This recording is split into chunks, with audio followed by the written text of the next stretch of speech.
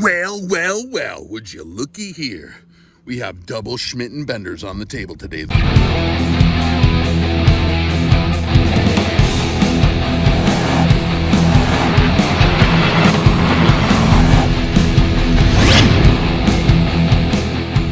Hey guys, Rex here. Today we're going to compare the Arken 7-35x56 rifle scope, which comes in at under $1,000, with the Schmidt Bender PM-II 5-25x56 power scope.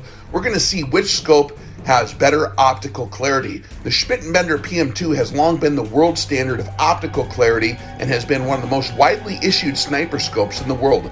Coming in at $4,000, this is a great control to compare and contrast the optical resolution of new optics coming on the market. Let's see how the new Arken EP5 does against this old battle axe. This is the old American Precision Arms and 260 Genesis rifle. This is still probably my most accurate rifle I have. There's some close second place rifles. This thing's incredibly accurate. Very, very nice. Very, very, very good shooting rifle. And this got the old PM-II 5-25 with the tall design turrets with the tactile indicator that pops up. This is my 375 Chi-Tac, and we got doped to 3,500. And we have the Schmidt Bender PM-II here. This is the double turn model that has the indicators in the windows that pop yellow when you get into a double turn. You guys want to see? Well, I'm in here. Let me get back up to the regular. So watch as we crank up. We're right in the sunlight, so. Oh, see the windows? They turned yellow. They're not yellow. Now they are yellow. A reflective yellow. When you get into your second turn, then you read your yellow numbers. Pretty cool design. I think that's smart. And this is the optic I had on my 338 for a long time. The Surgeon that I did the beer can shot with that one time, if you guys remember, right? And we have here the Arken EP5 Gen II 7-35x56 scope, which is, in terms of features and in terms of general specifications, very similar. Actually, you get a little more magnification out of the EP5, but the question today is, what is the difference in optical clarity between the Arken EP5, which is well under $1,000, and the old world standard standby in terms of, like, this establishes the measure. We've already compared the EP5 against the Steiner M7 in low light in the woods. And actually this did, according to my mentor, who has plenty of experience, and you can watch that video if you'd like, he actually made the observation, being surprised a little bit, that he could see more clearly with this than he could with the Steiner, which is in the $4,000 range. So we're gonna see how it does against the Schmidt Bender PM-II, side by side, identical lighting. We're measuring the lighting. We're going to quantify the cycles per millimeter resolution test down there at the target at 100. If you want to know the methods and materials, join us in the ARCS classroom on my Patreon channel. I'll leave a link to that below, and we'll talk about the methods and materials. I got a comprehensive explanation of why we set it up the way we do, so that it minimizes all sorts of, like, distortions and other effects that would noise up the test unnecessarily. But to make a long story short, we are going to test the PM-IIs against the EP5 and see which one sees more clearly.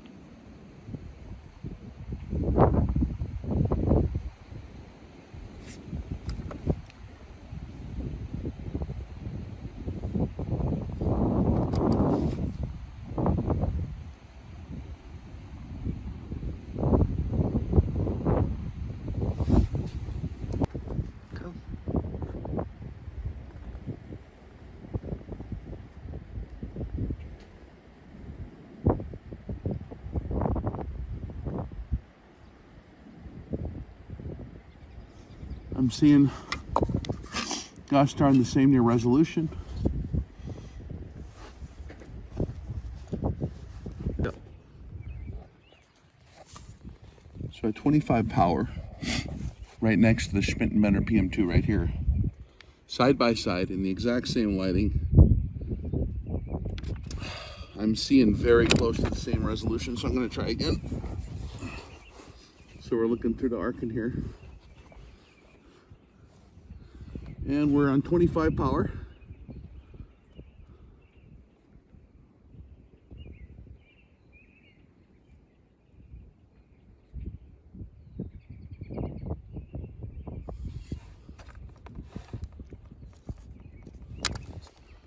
Let the eyes zero out. Get back on the rifle.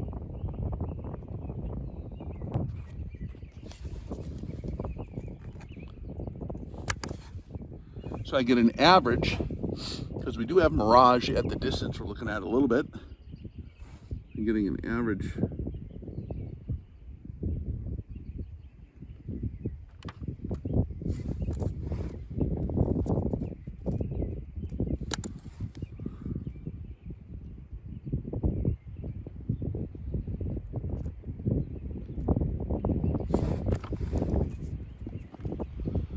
Come back over to the Schmidt here.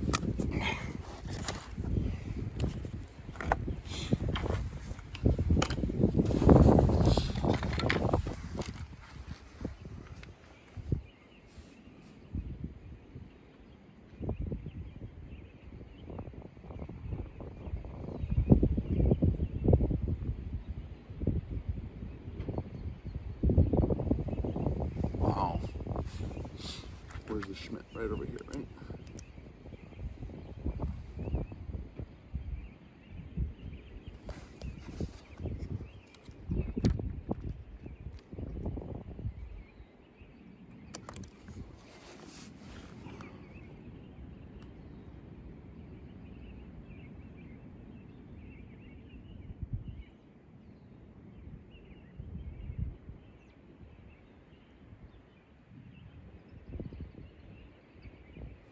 Dang it. We're practically getting identical performance and optical resolution right now, side by side. Now the lighting is, we got some clouds coming in. Seems like this one does a little better when there's not a direct glare. The Arken does a little better when there's not a direct glare on the lens, but so is this one. Real clear right there, but in the same category. So the other ones we're both reading right around, averaging with this particular test at 100, 0.45 cycles per millimeter on this particular test.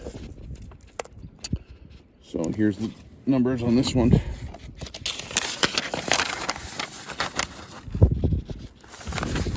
We're pretty much right in the same spot. I did have a lower reading on the S&B once here. This one, we're right in the same range. Okay, so we have the, I crunched the numbers here, and we're comparing the Schmidt Bender PM-II on 25 power. It's a PM-II 5 to 25 by 56 on 25 power. Scope number 2. Scope number 1 was not working near as well. With the PM-II, and then we're comparing that to the EP5 7 to 35 Arken on 25 power. So both optics are indexed at 25 power. I worked out I made sure the diopter was good. I made sure the parallax was adjusted properly. I also cleaned both scopes with that accuracy oil crystal clear from our modern Spartan Technologies crystal clear, which works pretty good. So I got both lenses on all the actually I had 3 optics out here. I had 2 Schmidt Bender PM-IIs and the EP5 7 to 35. I got all the lenses clean on everything. We did our test. The first PM-II has something wrong with it, I think. I think I broke something, because I think we had a gas leak, because it is fogged up on the inside or something. It's way, way out of whack. So we went to the other PM-II, the Schmidt Bender because I have two of them, and that one was nice and clear. So comparing that directly against the EP5 in terms of optical clarity, I'm showing the EP5 is averaging 0.46 cycles per millimeter at 100 yards exactly on the test we have. Our methods and materials, as shown in these sheets here, you can find on Patreon in the ARC's classroom. I share all the details. We actually measure the light. I got the lux measurement for the daytime value, the low light values, etc. So 0.46 cycles per millimeter. The higher number, the better and sharper it's seeing. The PM-II on 25 power, same setting, was averaging 0.45. Okay?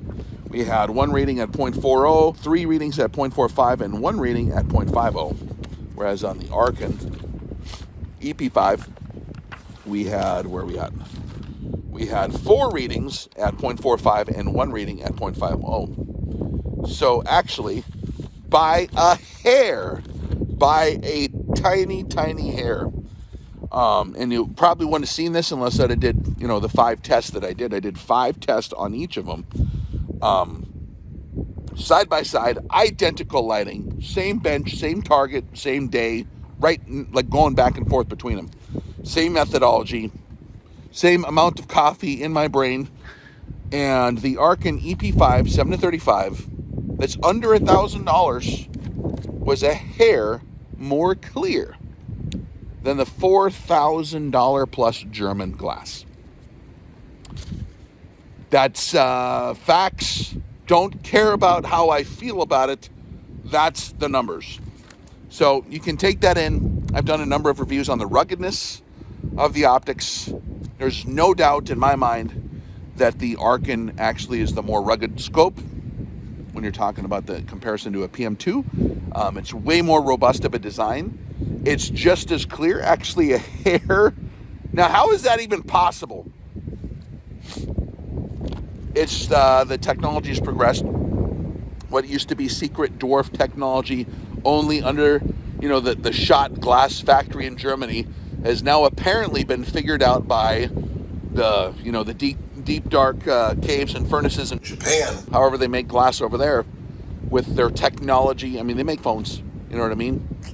And so, gosh darn it, the glass has passed the German glass in optical clarity, which is, I have to see the numbers to believe it, but I've finally done the test side by side, and that's the numbers. So, in low light, again, the Arken, when we had it side by side with the Steiner M7, the Arken was seeing better in low light in the forest. And I had a Green Beret sniper confirm that observation. He actually made the observation. I recorded it on camera. So for whatever it's worth,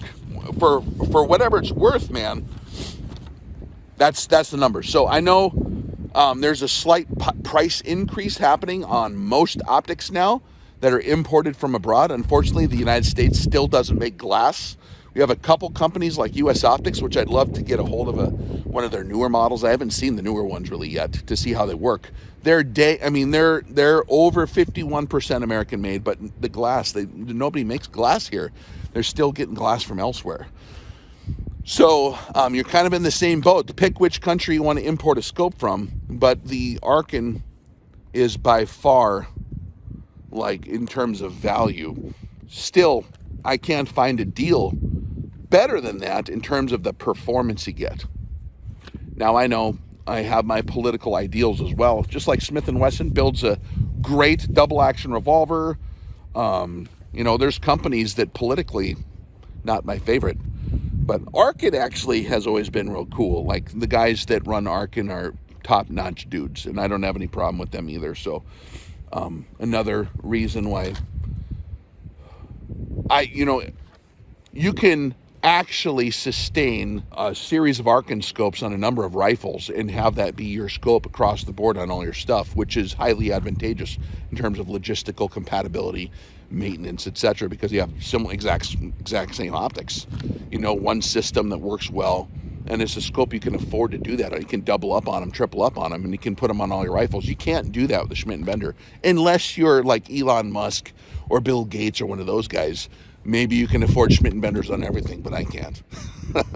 So, yeah, that's, I know some of you are wanting me to do a side-by-side comparison with the Schmidt.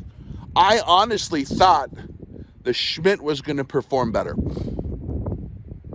and it didn't. The other one performed way worse. I did not include those numbers because I think it's broke, which that's another data point. The Schmidt broke. Arken didn't break yet. So I don't know. I didn't do anything to that. Man, gosh. I hate it when that happens too. You know what I mean? It's like, it's a lot of stamps to put on the box to send it back to fix it. And that's beyond my ability to fix. But to make a long story short, nothing wrong with the Arken in terms of optical clarity. Okay? And that's the numbers that I observed just now, corroborated by all my other observations previously, corroborated by all the other observations I've made over the years, looking at a variety of other top-notch optics. They're very nicely made, very nicely put together. And of course, if you use the top secret code below, it'll give you the very, very best, lowest expense that you can find on the internet. So they were nice enough to do that for me. I'll share links to all the other stuff below as well. And you guys have a wonderful day. Rex out. I'm cold, and there are wolves after me.